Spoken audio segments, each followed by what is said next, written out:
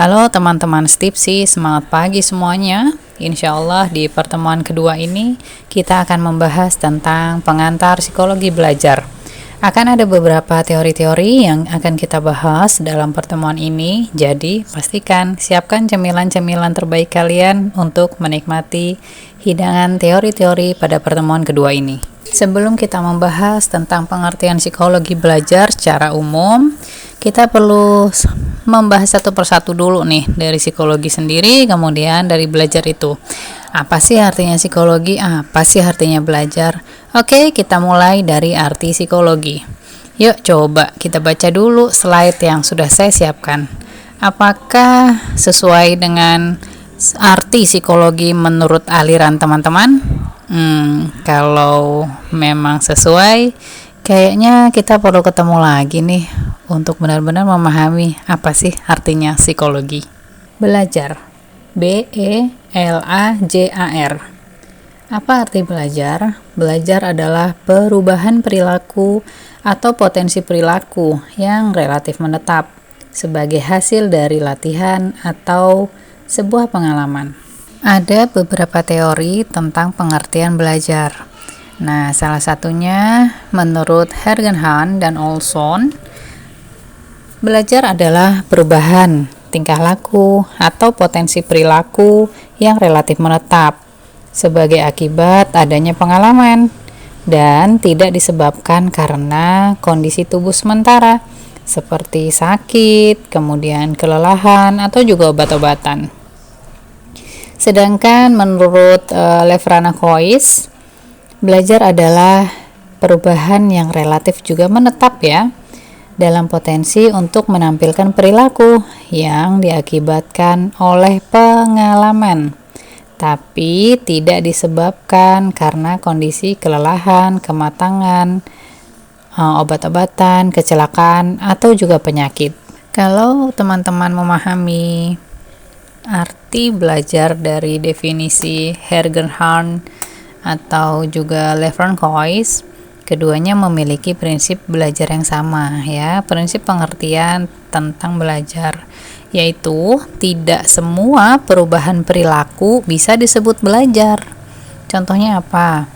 Misalkan ada seseorang yang mengalami kecelakaan, kemudian perilakunya jadi berubah setelah kecelakaan itu, entah jadi murung atau bahkan sebaliknya.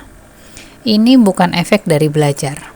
Sehingga bisa kita pastikan bahwa definisi belajar adalah sebuah proses pada individu sebagai hasil dari pengalaman. Pokok-pokok dalam belajar menurut Sumadi Suryabrata, paling tidak ada 3 hal nih teman-teman. Yang pertama, belajar itu membawa perubahan ya. Mau itu aktif ataupun potensial begitu. Paling tidak ada perubahan perilaku. Kemudian hal pokok dalam belajar yang kedua adalah belajar mendapatkan kecakapan baru. Jadi ada kecakapan-kecakapan yang memang baru didapatkan. Yang ketiga adalah belajar terjadi karena adanya usaha, ya. Karena ada usaha. Dari pengertian-pengertian tentang belajar di atas, maka kita semakin paham ya, bahwa kalimat ini ada benarnya. Jika kamu tak sanggup menahan lelahnya belajar, maka kamu harus sanggup menahan perihnya kebodohan. So, yuk, mari kita belajar bareng-bareng, berkembang bareng-bareng. Semoga kita juga bisa pinter bareng-bareng. Oke, kita juga perlu tahu karakteristik dari belajar apa saja. Yang pertama adalah adanya perubahan tingkah laku atau potensi perilaku ya. Nah, perubahan inilah yang bisa kita lihat sebagai sebuah proses. Contohnya, misal tadinya kita nggak tahu bagaimana caranya untuk membuka email. Kemudian setelah kita belajar mencari tahu bagaimana ya caranya untuk membuka email begitu atau membuat email, akhirnya kita bisa membuka atau membuat email tersebut.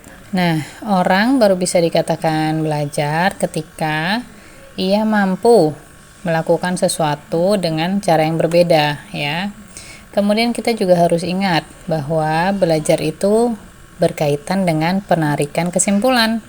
Kita nggak bisa mengamati pembelajaran secara langsung. Yang kita amati adalah hasilnya atau produknya.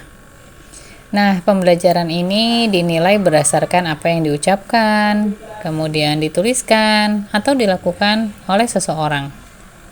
Kita juga perlu pahami ya, bahwa pembelajaran itu melibatkan berubahnya kapasitas untuk sebuah perilaku dengan cara tertentu, karena seseorang itu tidak bisa mempelajari sebuah keterampilan, atau pengetahuan, keyakinan, atau bahkan perilaku tanpa mempraktekkannya pada saat pembelajaran sedang berlangsung. Oke, sekarang kita masuk ke karakteristik belajar yang kedua, yaitu perubahan yang disebut oleh belajar bersifat relatif menetap. Berapa lama ya sesuatu itu disebut menetap? Belum ada teori yang menyampaikan secara pasti harus berapa minimal waktu sehingga sesuatu itu disebut belajar atau pembelajaran. Karena efek dari belajar tidak memiliki waktu yang pasti sebenarnya. Kadang kita lupa ya, kita udah belajar gitu ya, jeda beberapa waktu, lupa lagi gitu. Nah, kalau terjadi lupa, apakah proses belajar itu bisa dikatakan tetap dikatakan belajar?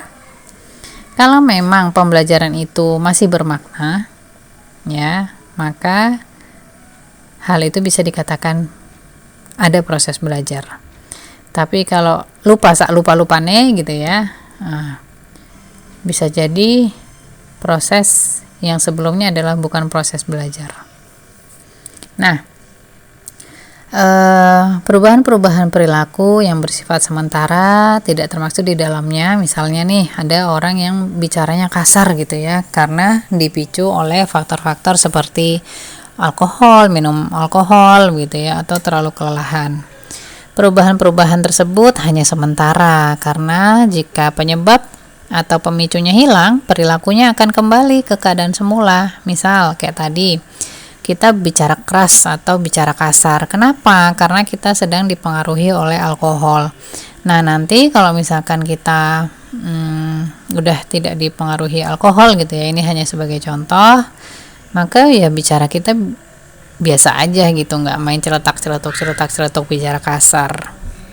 Nah, tapi teman-teman, pembelajaran bisa jadi tidak bertahan selamanya juga karena terjadinya lupa, seperti yang tadi sudah saya sampaikan. Kita udah belajar benar-benar gitu ya, ketika UAS, ketika ujian kita masih ingat.